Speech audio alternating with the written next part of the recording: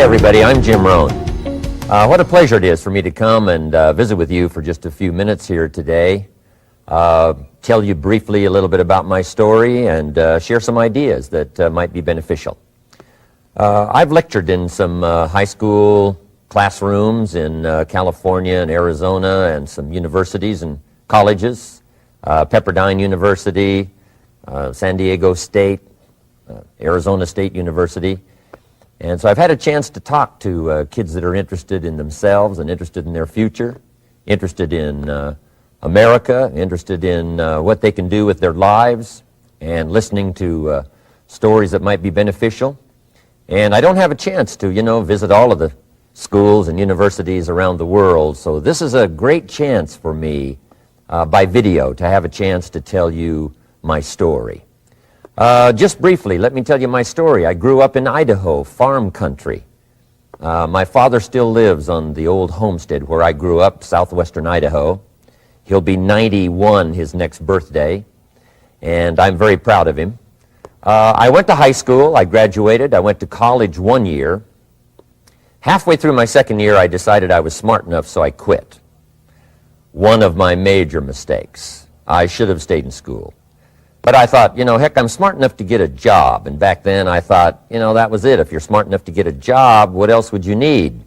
Found out later, a big mistake.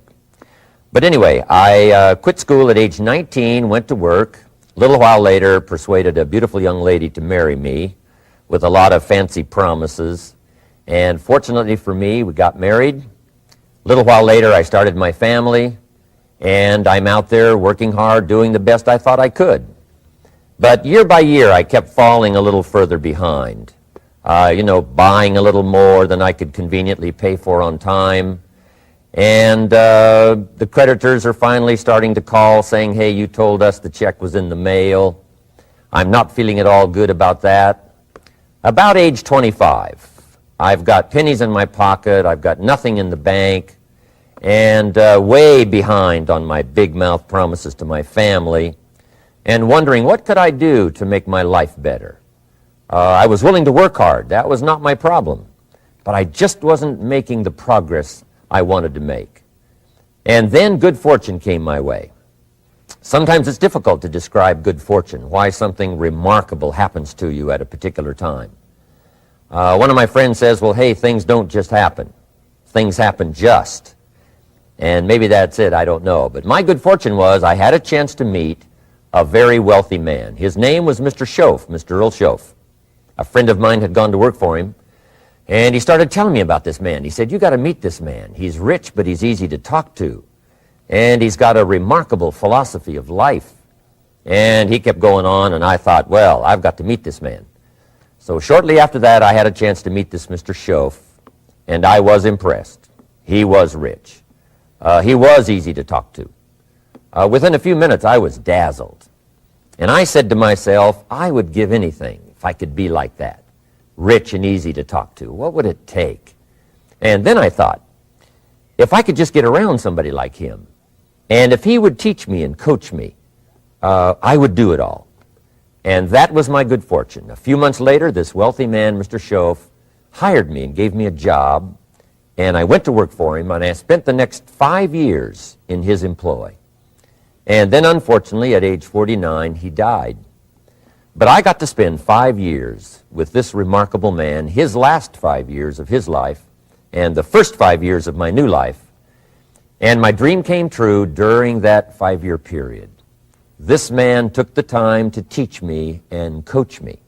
He taught me the books to read. He taught me the disciplines, and he taught me the skills. And he taught me the changes to make in my language and personality. And the things he shared with me during that 5 years changed my whole life. Changed my income, changed my bank account, changed my future. I've never been the same. By the time I was 31 years old, I was a millionaire. So he taught me economics as well. So how lucky can you get to meet the right person at the right time who takes the time to share with you ideas that can change your life? A lot of rich people, right, don't take the time, but he did, and he also had the ability. Some people want to share their experiences, but they don't quite know how to say it. But he had it all, and he used language that I could understand, and those ideas greatly affected my life. I wish he was still alive today. If he was, I'd be calling him today one more time, thanking him for the time he spent with me sharing his life and his experiences that so dramatically affected my life. Then, how I really came to be invited to speak to you today. 30-plus years ago, I was living in Beverly Hills, California. And a friend of mine one day said, "Jim, you've got to come and tell your story to my service club." He belonged to the Rotary Club. And he said, "I know your story. Idaho farm boy makes it to Beverly Hills." But he said, "I know my club members would love to hear your story. Would you come and at our breakfast meeting and tell your story?" And I said, "Okay." So I arranged a little talk, went and shared my story that morning, and guess what? They liked it. And my phone rang, another club called and said, "Would you come and tell us that story?" My phone rings, another club calls, said, "We've heard about your story. We have a luncheon meeting. Would you come share your story?" First thing I know, I'm spending a little piece of my time giving these breakfast talks and luncheon talks. And then one day, a man who heard my talk about 3 times said, "Would you come and talk to my management and salespeople?" He said, "I've got this little company going, and he said, if you would spend some time talking with my management and salespeople, I'd be happy to pay you." And I thought, wow, wouldn't that be something? Tell my story and my experiences and get paid? He said, "I'd be happy to." Little did I know, that was the beginning of a whole new, brand new adventure for me in sharing my story in speeches and talks and seminars and lectures. And now this business, it's become one of my most flourishing enterprises, takes me around the world. I went to many countries just this year, had my largest audience early this year in Spain, 12,000 people, 10 different languages being translated at the same time, the whole audience with the earphones on. It's interesting when you lecture with multi-languages. You know, when you hit the punchline, you know, the Spanish laugh first, and then the French get it, and then finally the Italians get it, and last the Germans finally get it. And then I say, "Hey, the Germans finally got it, I guess we can continue." You know, some languages take longer to translate than other languages. But what an exciting adventure for me. I was in Israel this year. I lectured in France, my first trip to Prague, Czechoslovakia, Lisbon, Portugal. Last year I was in London lecturing. Happened to be there the same night Pavarotti was singing in London. So, a big dilemma for the people in London. Shall we go see Jim Rohn or shall we go listen to Pavarotti? Well, I must admit he had more people than I did, like 150,000 more. He did a free concert in Hyde Park, and they expected 250,000, but only 150,000 showed up because it rained. And they all got soaked from Prince Charles on down, but they sat in the rain and listened to Pavarotti. I would have been happy that evening, right, to cancel my seminar and go sit in the rain and listen to Pavarotti. Anyway, he and I have agreed now not to appear in the same city on the same day anymore. Not really, but how exciting for me to be able to travel all around the world and share my story. And then especially to have this chance today to come and visit with you. And when I get a chance to speak at a high school class or a university class, I'm always excited about it. I'm limited in time, so I wanted to use this way to come and share my story with you and some ideas that might be helpful in your career for the future, in your now busy life as a student, and then wherever you find yourself in the years to come. Some of the things I'm going to share with you, I want you to remember for a long, long time, because the ideas I want to translate for you drastically affected my life. And if I can share now and affect your life, and you write me a letter or tell me in person someday, "Mr. Rohn, I listened to your video and I watched it carefully, and sure enough, some of the ideas that you shared greatly affected me, and here's what's happened to my bank account, here's what happened to me in school, here's what's happening to my future," that'll give me great, great satisfaction. So the man who shared with me ideas that changed my life, I want to share with you 3 of those basic subjects. When I met him, I was 25 years old, and when I first got acquainted with him, I used a lot of excuses as to why I wasn't doing well. And he said, well, tell me a little bit about your story. And I told him, I was behind on my bills, had pennies in my pocket and nothing in the bank, that I was embarrassed about being behind on my big mouth promises to my family. And then he gave me one little simple phrase that really forever changed my life. And here's what he said: Mr. Rohn, if you want the future to change for you, you've got to change. And he said, if you don't change, the next 6 years of your life is going to be just like the last 6. You'll still be behind on your bills. You'll still be behind on your promises. But then he gave it to me in the form of a promise. When I was 25 years old, I've remembered it all these years, and I've shared this promise now with probably over 3 million people in the last 30 plus years. And it's going to be valid for you, so listen carefully to this promise. My teacher said to me, young man, if you will change, everything will change for you. If you will get better, everything will get better for you. What a clear message that was for me.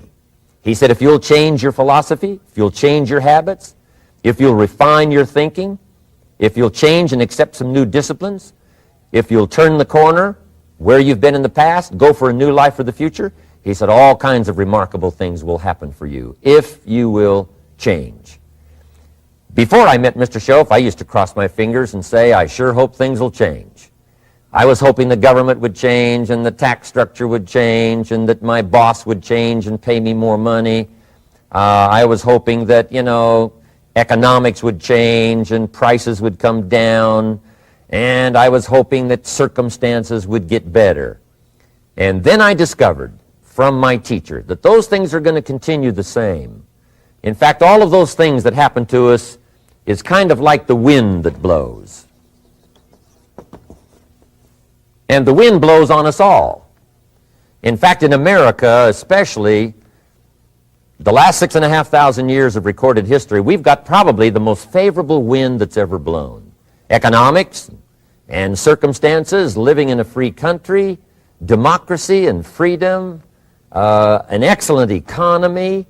Sure, we struggle at times, but compared to the rest of the world in the last 6,500 years, we've got the best wind ever. But if you just let the wind blow, I'm telling you, it won't take you where you want to go.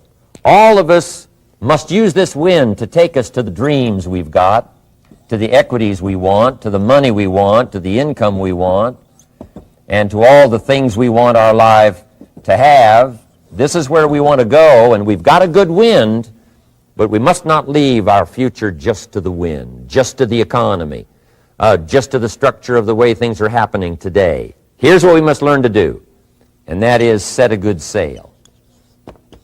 And if you'll learn to set a good sail, and that's what my teacher taught me in those early days. He said, Mr. Rohn, the wind is going to blow however it's going to blow. Politics are going to be politics, and the economy is going to be the economy. And however it turns out, that's the way it's going to be. What you must learn to do is not to wish for a better wind. That's naive. The key is to wish for the wisdom and the skills and the learning so that you can set a better sail. And so that's what I did at age 25. I went to work not on the economy. I went to work not on the community. I didn't go to work to try to change the government. I didn't go to work to try to change my boss or the company. I didn't go to work to try to change circumstances. I went to work to try to change myself. And I picked up that promise my teacher shared with me, that if I would change, my income would change. If I would change, my bank account would change. If I would change, my future would change. And sure enough, his promise came true for me. The first 6 years of my economic life, I wound up broke. Those pennies in my pocket, nothing in the bank, behind on my promises. The second 6 years of my economic life, I wound up rich. But interestingly enough, the second 6 years of my economic life, the government was about the same and the economy was about the same. The companies were about the same. What they paid was the same. Circumstances around me were the same. My negative relatives were the same. But I was not the same. That's how my life changed. And that's how things started working for me, changing my life all those years ago. So that's what I wanted to share with you to begin with, this beginning of what Mr. Schoaf shared with me, that if I wanted my life to change, this was what I was going to have to do. And so he broke it down into 3 subjects that really made an impact on my life, and I want to share those with you. The first subject he called personal development. And the second subject he called setting goals. And the third was how to become financially independent. And I'd like to give you just a few clues from those three major subjects that so dramatically affected my life. And let's get started. The first one is personal development. Now, in illustrating personal development, Mr. Schoaf, my teacher, started with money. You know, money's not the only place to start in talking personal development, but it's where he started, so let me share the thoughts he shared with me back then. Let me share them with you. Here's the best lesson I can give you on economics. It's very simple. We get paid for bringing value to the marketplace. That's about as simple as I can put economics. We get paid for bringing value to the marketplace. Now, it takes time to bring value to the marketplace. However, we do not get paid for time, so we cross that out. Mistakenly, the man says, I'm making about $20 for an hour. Not true. If that was true, you could just stay home, right, and have them send your money. So that's not true. We don't get paid for time. We get paid for value brought to the marketplace. Now, since that's true, here's one of the key questions of my talk to you today. Is it possible to become twice as valuable to the marketplace and make twice as much money in the same time? Is that possible? The answer is yes. Could you become 3 times as valuable as you might be right now to the marketplace and make 3 times as much money in the same time? And the answer is yes. 5 times, 10 times? Of course. America is unique. It's a ladder to climb. It starts down here, let's say, at $5 an hour, and it keeps going up. Top income last year, $80 million. The guy who runs Coca-Cola. Now, that's a heck of a ladder. That's why everybody wants to come here, right? The boat people are not headed for Vietnam. People haven't plotted and schemed for 50 years saying if I could just get to Poland, everything would be okay. Not true. Everybody wants to come to America. And the reason is because we've got the best wind ever blowing in our favor. We've got the best economic opportunity anybody's had in 6,500 years. And all you have to do is understand it and take advantage of it. Now, there's some key questions to ask here. Why would the marketplace pay someone only $5 an hour? Very simple answer. They're not very valuable to the marketplace. Now, we must underline to the marketplace. This person might be a very valuable brother. Yes. Member of the family, valuable. Yes. Valuable member of the church, of course. Valuable citizen of the country? Yes. Valuable in the sight of God? No doubt. We're all of equal value in the sight of God. But if you're not very valuable to the marketplace, you don't get much money. You say, well, it shouldn't be that way. Well, then you got to start your own country. You know, this one's been in process for 200 years, and this is the best we've been able to come up with so far. But here's the key. You don't have to stay here. Now, there was a big debate in Congress last year that this $5 was not enough, should be 6, should be 6, should be 6. But we don't need legislation. 6 is already on this ladder. The next step up. You know, if you work for McDonald's, they'll pay you $5 an hour to take out the trash. If you whistle while you take out the trash, they'll pay you $6 an hour. So we don't need that legislation. You just need to take lessons on how to whistle. Have a good attitude. Now, as you begin to climb this ladder, why would the marketplace pay some people $50 an hour? Answer, evidently, they must be more valuable to the marketplace. 10 times more valuable. And is that possible for someone to be 10 times more valuable and earn $50 an hour instead of 5? And the answer is yes. That's what America is all about. Now, why would the marketplace pay some people $500 an hour? Evidently, this person must be much more valuable to the marketplace. That's what's important to understand, to the marketplace. And would the marketplace pay one person $80 million for 1 year's work? And the answer is, of course. If you helped a company make $1 billion, would they pay you $80 million? I'm telling you, it is possible. And that's why America is so exciting. That's why this financial ladder is so exciting. It's possible for all of this to come true for all of you, no matter where you start. As a student in school, just getting started out there in the workplace, this is all possible for you. Now, Mr. Schoaf gave me the clue on how to climb this ladder as high as I wanted to climb.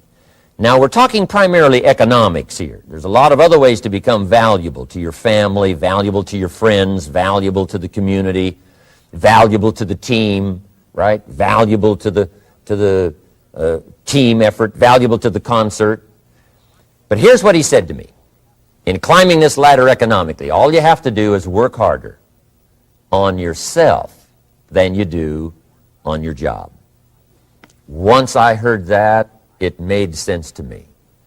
I kept hoping that everything else would change around me, found out that if I went to work on myself, worked on my skills, worked on my language, if I became better than I was each year, if I grew in skills and language and vocabulary and competence, then I would become attractive to the marketplace.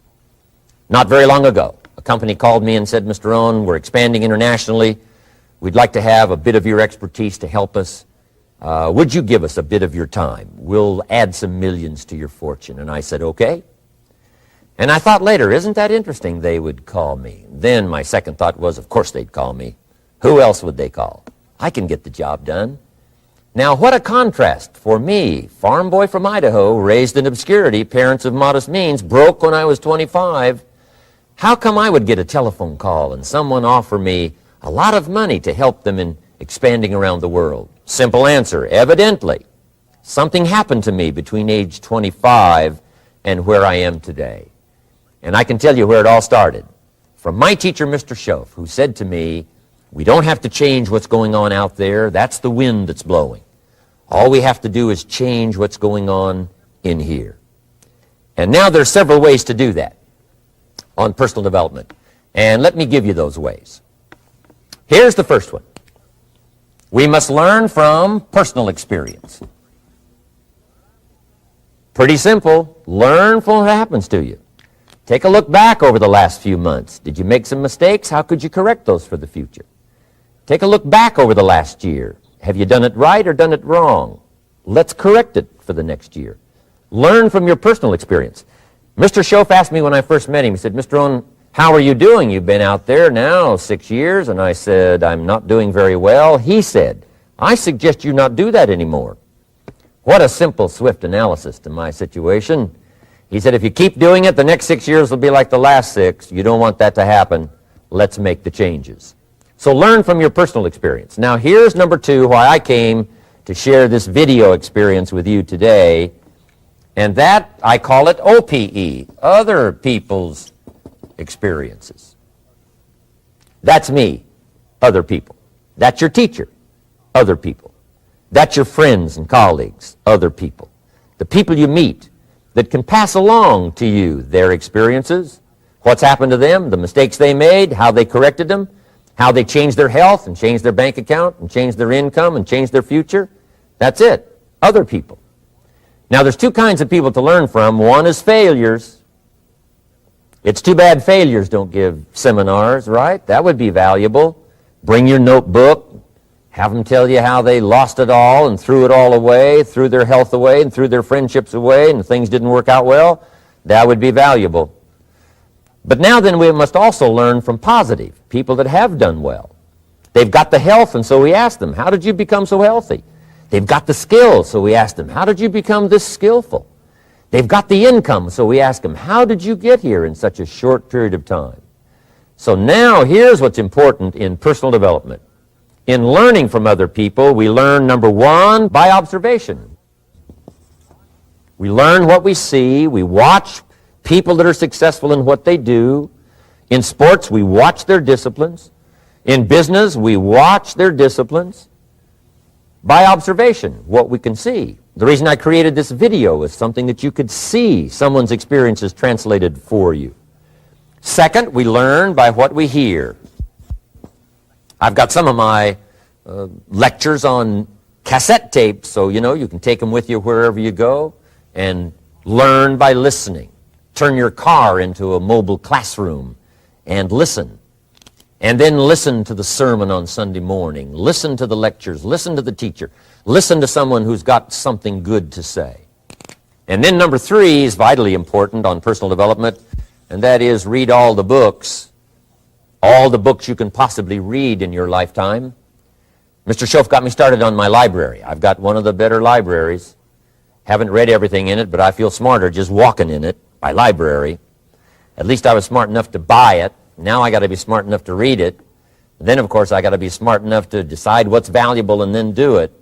But this one is very important. Become a good reader. Some books that helped change my life. Mr. Schoaf recommended, of course, the Bible. And my parents made sure I was a pretty good scholar by the time I was 18. That's been so beneficial for me, drawing from those illustrations, reading about those stories, people who made it and people who didn't make it, and what the difference was. And then other books that helped to really change my life. One called Think and Grow Rich by Napoleon Hill. And then a book that helped me become financially independent by the time I was 31. And that book is called The Richest Man in Babylon by George Clason. And I'm going to share a little bit of that book with you when I get to financial independence today, our third subject. But I started reading the books, attending the classes, making sure that I got in front of people that had something good to say. And then I started keeping a journal. One of the major things my teacher taught me was to keep a journal. He said, don't trust your memory. If you hear something good, just make a little note and write it down. Now, at first I took, notes on pieces of paper and torn off corners and backs of old envelopes. And it didn't serve me well, thrown in a drawer. Then I learned to keep a journal, a bound copy of all my notes. So I would suggest you do the same. Things that impress you, a poem that impresses you. When you attend a class, some of the ideas that impressed you, jot them down. You read something in a magazine, right? Some ideas. Take those out, put them in your journal. Keep a good journal the rest of your life. This will serve you well. My journals make up a significant portion of my own library. And if you saw my library and saw my journals, I tell you what you'd have to say. This is the library, and these are the journals of a very serious student. No wonder Mr. Rohn is invited to lecture and speak on his experiences around the world. So I want the same thing to happen to you. Value captured that you can resort to later, go back over it and review it, and let it become valuable to you. So that's my first subject, personal development. Work harder on yourself than you do on your job. Develop the skills, learn the lessons, take the classes, absorb all that is being taught to you these days. And then later on, of course, you can sort it out, what's valuable to you and how to refine it for your business and for your life and for your future. But the main thing is to get it and start this process of personal change, personal development. And let me say it one more time. If you will change, everything will change for you. You'll never be the same. You'll keep growing. As you look back on a few months, look back on a few years, you won't believe the progress you can make. Economically, your relationship with your family, your friends, and whether you're in sports or economics or whatever, I'm telling you, that whole process of committing yourself for personal change, personal value, can really make your life unique and worthwhile. Now let's cover the second subject, on setting goals. Mr. Schoaf gave me some tips on setting goals that changed my life forever. And I want to share those with you.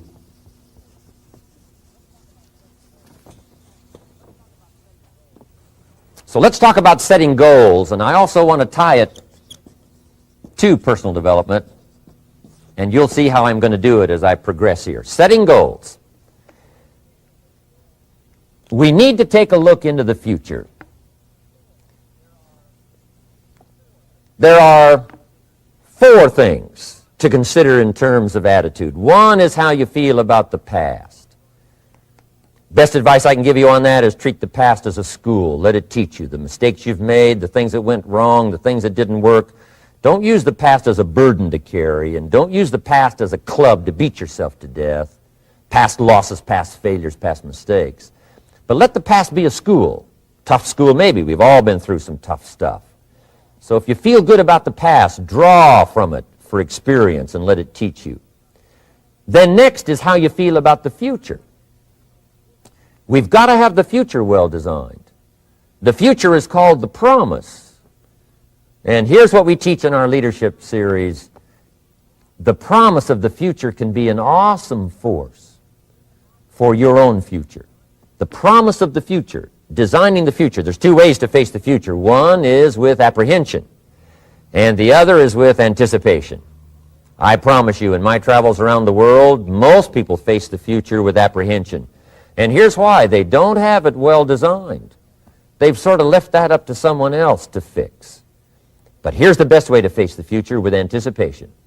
And you can face the future with anticipation if the future is clear, if the future is well designed.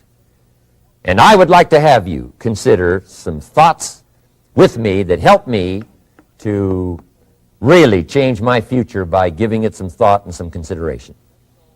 And here it is. In setting goals, it's very simple. Number one, decide what you want. You just take a little time. You sit down and say, what do I want? What kind of skills do I want? What kind of income do I want for the future? What would I like? Where would I like to go? Places I'd like to visit. Habits I'd like to acquire. Skills I'd like to have.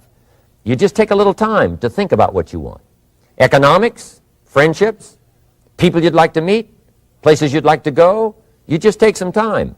And then I suggest, when you've thought about what you want for the future, make a list. Just jot it all down. It's really a very simple process. And then here's number three. Keep all the old lists. I'm telling you, this served me so well, keeping my old list of goals. I look back now 10, 20 years ago at goals I set, lists I made, and I smile now because here's what I thought was so important, 20 years ago. Now some of those things aren't even on my list. I've got a new list. I've grown. I've changed. I've matured. But I give you that advice. Decide what you want. Number two, write it down. Number three, keep the old lists. And then here's number four. When you get something that's on one of these lists, check it off. Part of the fun of having a list is checking it off. And then if you can add some drama to checking it off, see, that's what really helps. I set a goal to go to Spain many, many years ago. And when I finally made my first trip to Spain, I had that journal with me that had that list in it. And while I had my journal on my lap, waiting for the wheels to touch down in Madrid, I waited until the wheels touched the runway, and I checked it off. Just adding a little drama. So, part of the fun of having a list is checking it off.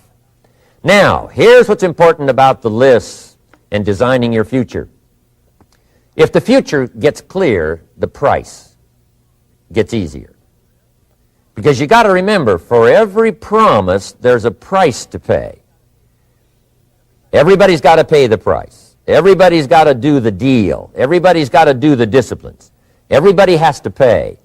But here's what I've discovered. If the promise is clear and powerful, the price is easy to pay. The price is some classes. The price is a few books. The price is a few disciplines. The price is finding something that'll make your life better, make you grow, make you change, make you develop. So the first part of the key is to design the promise. Then, what is the price to pay? I'm telling you, the price will be easy. Anybody in my audience can pay it, no matter where you are, where you come from. Color doesn't matter, religion doesn't matter, where you grew up doesn't matter, circumstances don't matter. I'm telling you, if you'll make the promise of the future clear for yourself, the things you want, the places you want to go, the things you want to have, the person you want to become, the skills you want, the homes you want, the future you want, the friends you want, all of the values of life that you could possibly want. If you'll make that clear, make those lists, and be serious about it, I promise you it's an easy price to pay.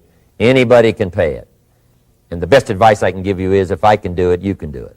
Farm boy from Idaho, raised in obscurity, I changed my life, turned it upside down, turned it all around, found economics, found future, found promise, and if I can do it, you can do it. So, start setting your goals and see if you can't get a better excitement going for the things you want to accomplish for the future. Now here's my third subject, and that's called financial independence. Oh, by the way, before I get to financial independence, let me cover one more point. One of the major reasons for setting goals is for what they make of you in achieving them.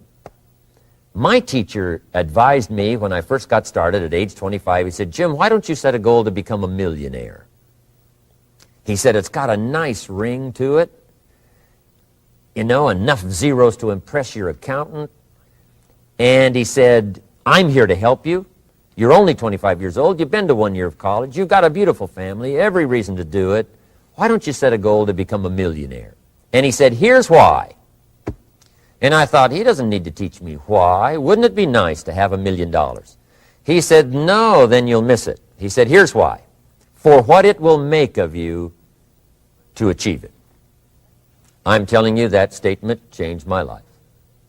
Set the kind of goals that will make something of you to achieve them. He said, "Now, once you become a millionaire, what's important is not the money." I thought, that's kind of strange teaching.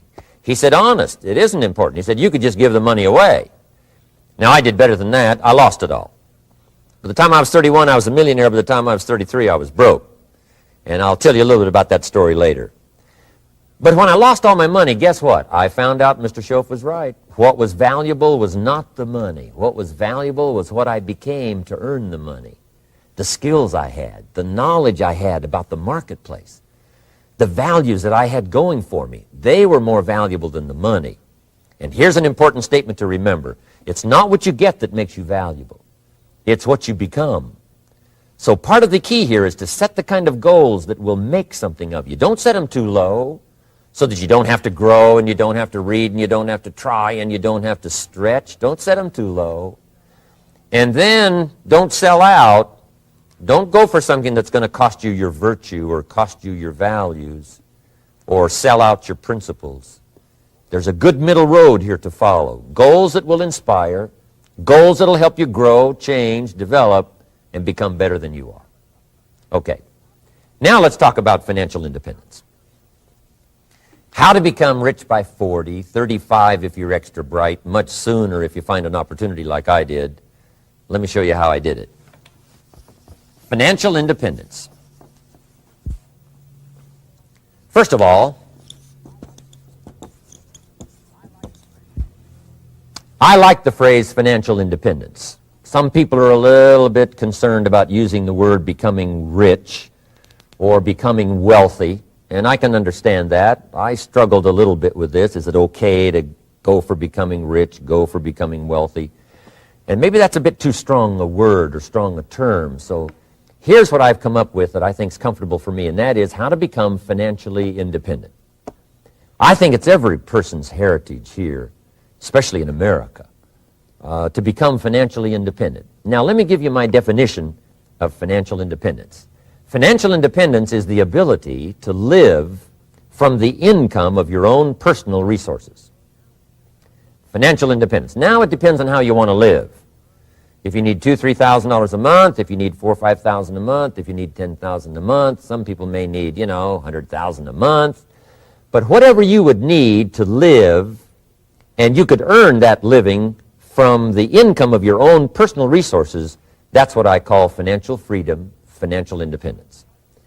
And let me show you how to acquire it. If you start at age 15, between ages 15 and 35 is 20 years, and in my personal opinion, based on my own studies and my own experience, 20 years, in my opinion, is enough time to become financially independent. If you're not, you don't live in the wrong country. Probably what's happened is you have the wrong plan. And it's easy to be a nice person with the wrong plan. I found that when I was 25 years old. I was broke at age 25, and I was a nice guy. You would have liked me. But I'm telling you, my plans up until then, especially my financial plan, left me broke. I totally changed it the next 6 years, and I became financially independent. So I know what I'm talking about.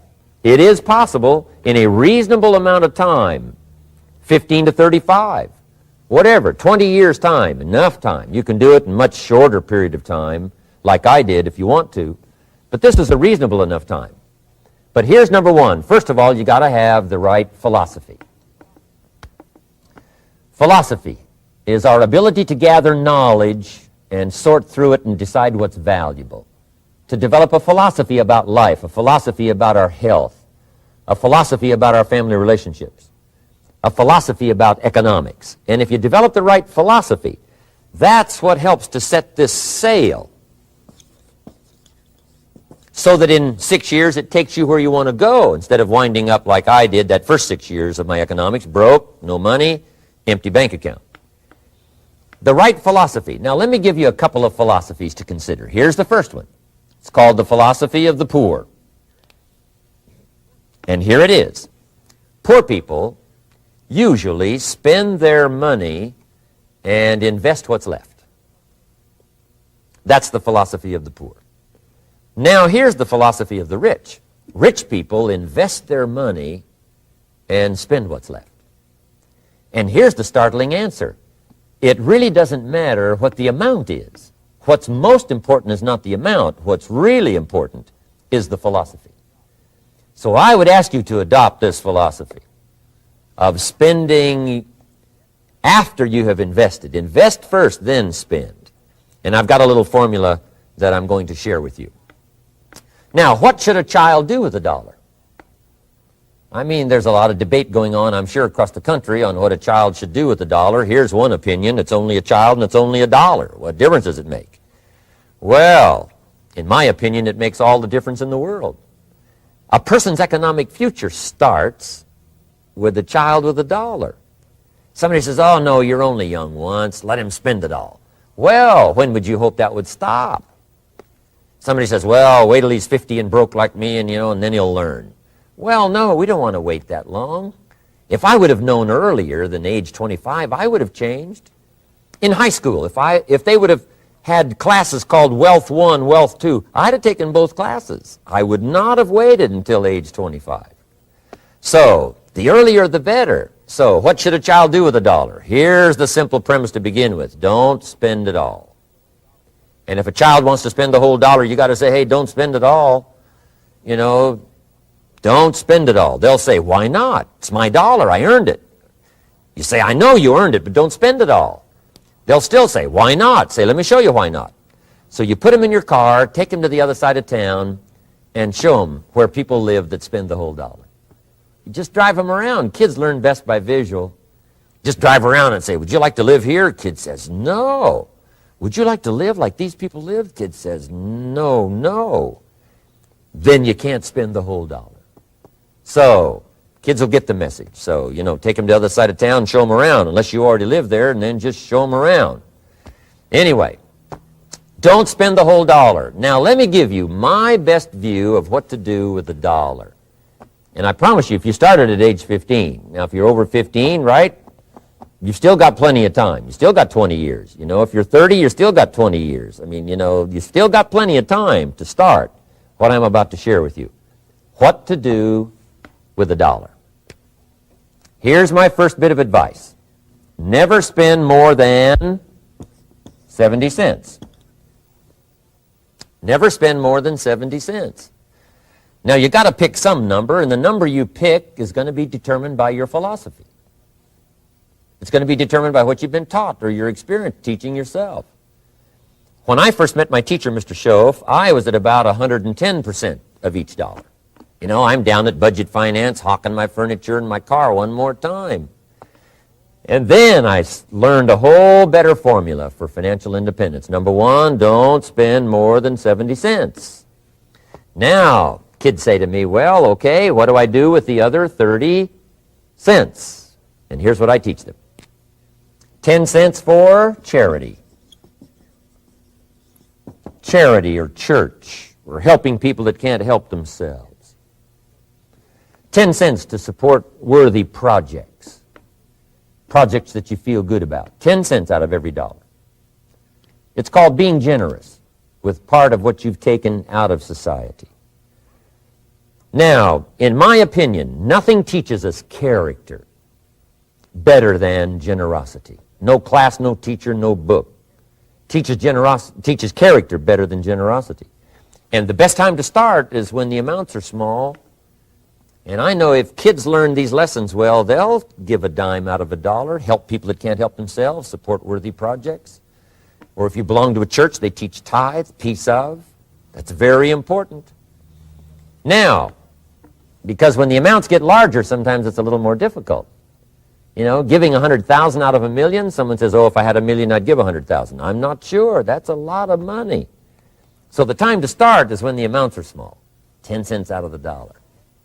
Okay, next 10 cents I call active capital. Active capital means do something to make a profit.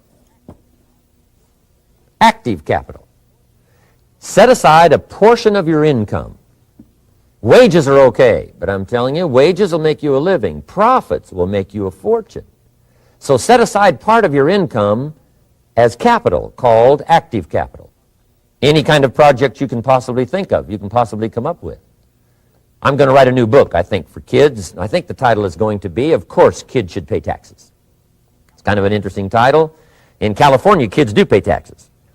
When a child walks into 7-Eleven, buys something that costs $1, the proprietor says, give me 7 more pennies.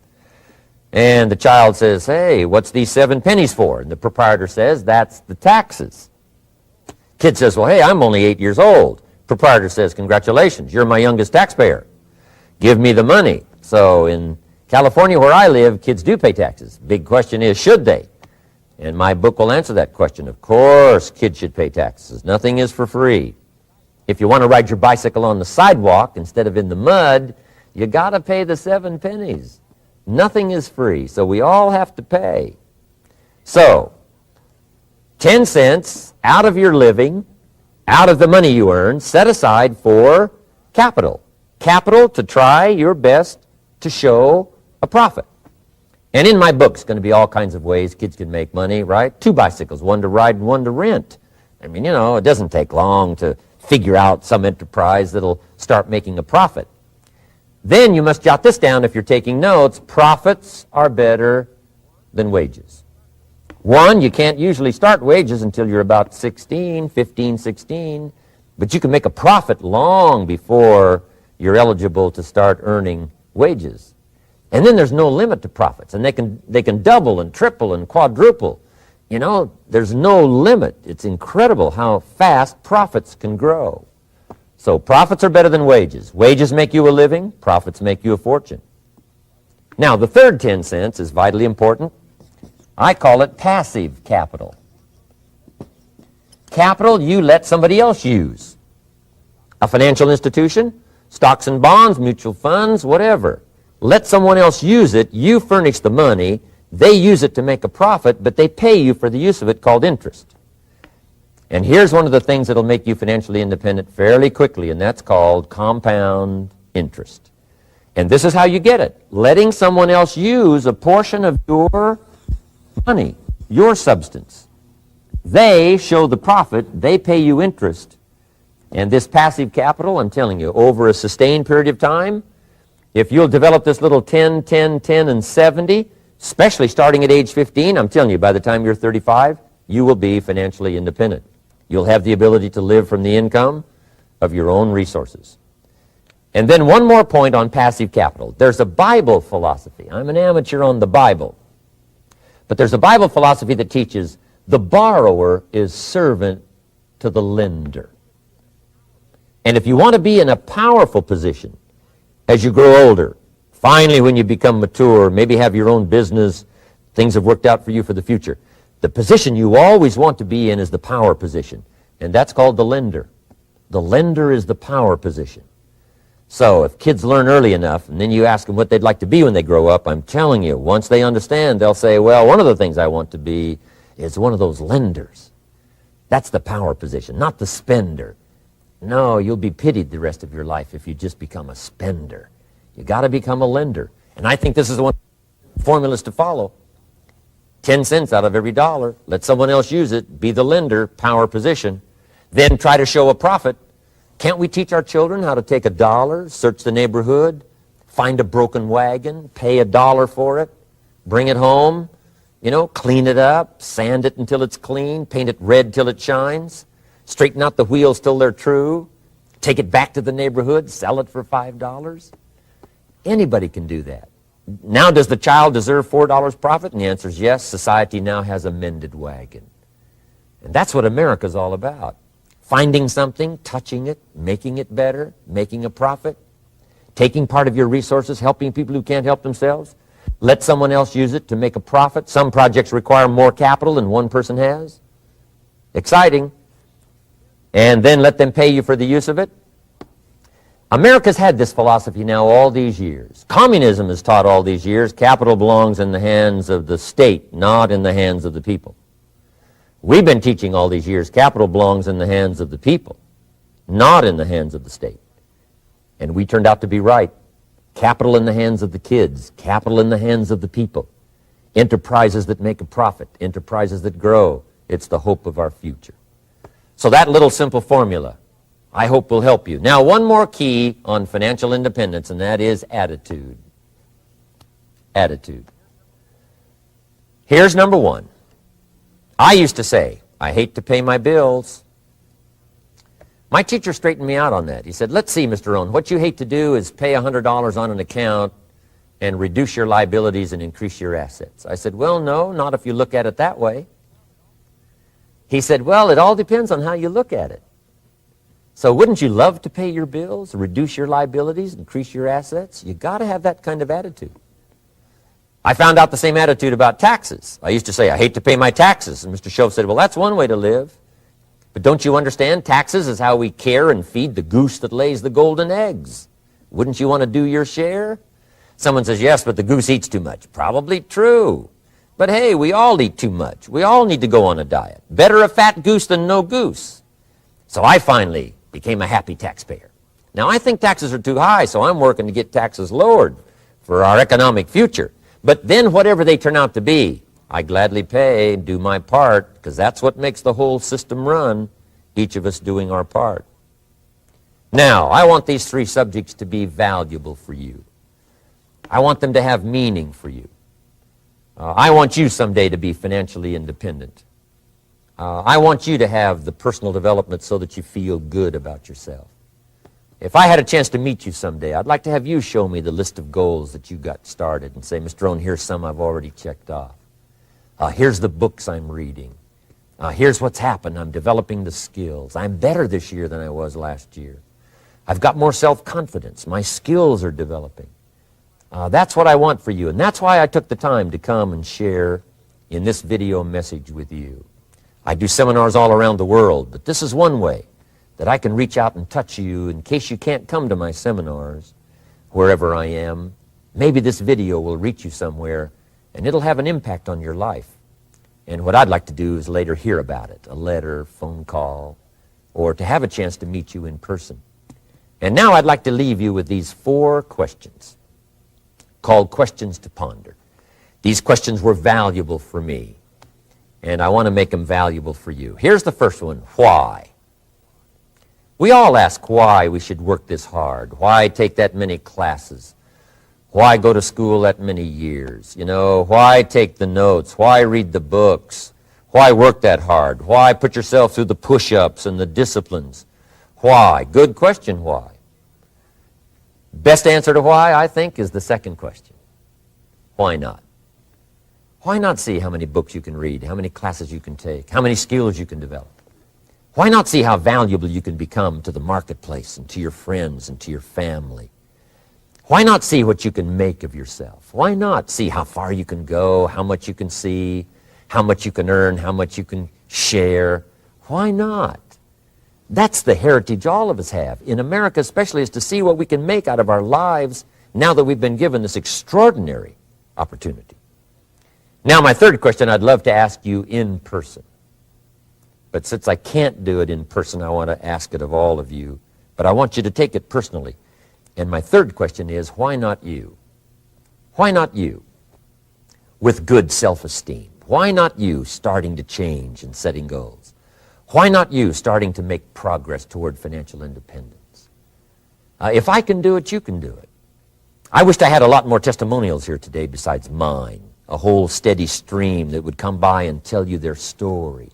Someone who started with nothing, finally run a big enterprise. A mother who was on welfare, now she owns her own business. in addition to my story. I wish I had a lot more. And if all of them told their story, guess how they would probably wind up their story? They'd probably say, just like me, why not you? If we can read, you can read. If we can change, you can change. If we can figure it out, you can figure it out. If we can turn it around, you can turn it around. There isn't anything you can't accomplish. That's what those testimonials would say. And so I want to say it to you personally. Why not you? You've got the brains. You've got the stamina. You've got the vitality. You've got the interest. You've got your life ahead of you. You've got the future. You can do it. If anybody can do it, you can do it. If one of us can do it, hey, we all can do it. And now here's my last question. Why not now? This is a good time as the 20th century starts to wind down, a few more years as we get ready for century 21. What a good time to set your goals, work on yourself, work on your skills. What a good time to get it together. What a good time to start this process. Personal development, growing, changing, developing, having a good plan for your money and for your life and for your future. Why not now? And I hope I have a chance to see you one of these days and share with you the experience, the reaction, the response you might have had from my message today. And until I get a chance to see you on this side of the world or the other side of the world, in some school or some seminar, or maybe I'll come and speak for a company that you work for someday, I hope I get a chance to meet you. Until then, I wish you the best. I want all that I've gotten to be yours and much, much more. God bless. Goodbye.